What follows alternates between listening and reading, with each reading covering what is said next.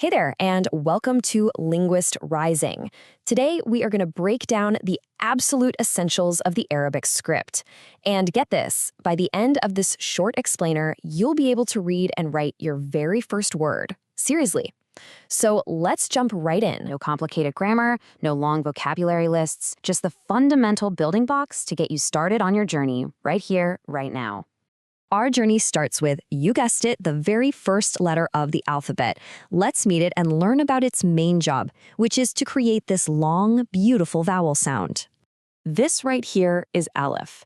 It's just a simple vertical line. Its most common sound is that long ah that you hear in the word father.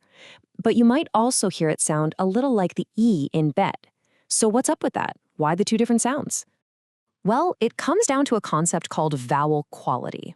A frontal aleph is pronounced more towards the front of your mouth, which gives it that eh sound. A deep aleph is produced further back in your throat, giving you that ah sound. Now, what makes it change? It depends on the consonants around it and even regional dialects.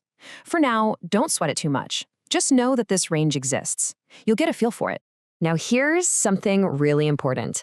Like most Arabic letters, Aleph changes its shape depending on where it shows up in a word.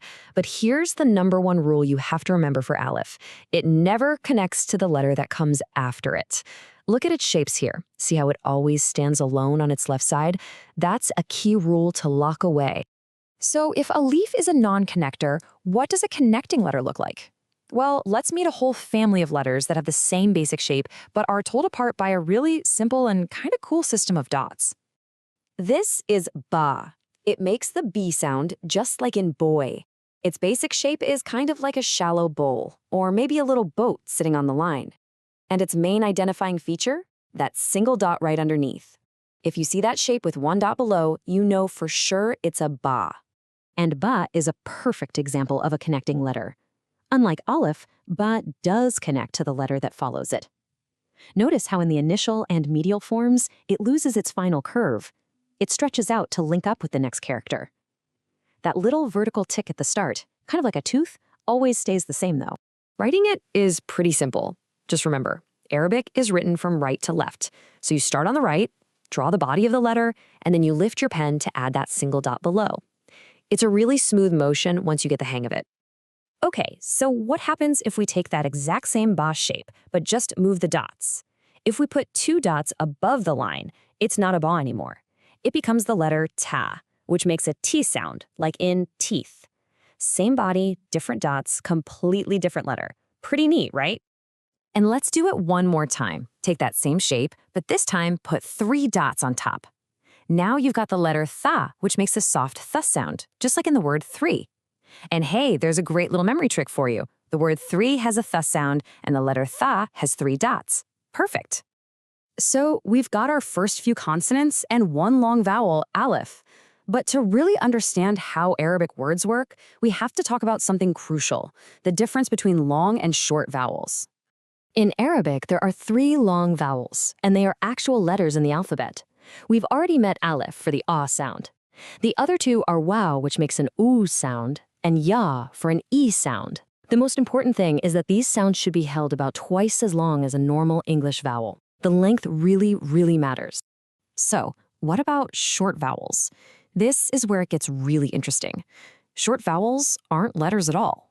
They're actually little marks called diacritics that you write above or below the consonants to change their sound. You'll often see them in beginner textbooks or religious texts, but in most everyday writing, you'll learn to just recognize the words without them. So why is this so important? Because in Arabic, vowel length can completely change the meaning of a word. The word for door, for example, uses a long vowel, bab. If you said it with a short vowel, bab, it might not be understood, or it could even be a totally different word. The crucial point here is vowel length isn't just about accent, it's about meaning. Okay, you now have all the pieces you need. You've met Ba, our connecting consonant. You've met Alif, the long vowel that doesn't connect. You are so ready. Let's build our first word. This is the moment we've been working towards. We are going to apply everything we've just covered and put together a real Arabic word from scratch. Let's do it. The word for door is bab. Can you hear the sounds in there? It starts with a ba, followed by the long ah vowel, which we know is Alif. And it ends with another ba. Ba, ah, ba. Let's see how they connect. And here we see those rules in action. The first ba is a connecting letter, so it reaches out and links directly to the Alif. But what was that big rule about Alif? It doesn't connect to what follows. So after the Alif, there's a clean break. We then just add our final ba right after that space, using its final form. And there it is. Ba, Alif, ba, bab, bab. You did it. You just read and wrote the Arabic word for door. That is fantastic work. Let's just quickly recap what you've accomplished here. You've learned 4 fundamental letters of the alphabet. You've grasped the supercritical concept of long versus short vowels. And most importantly, you have successfully written your first complete Arabic word. That is a huge step forward. So, a door has been opened for you into the amazing world of the Arabic language. The only question is, what new words, what new ideas, and what new worlds will you discover now that you have the key? And keep learning.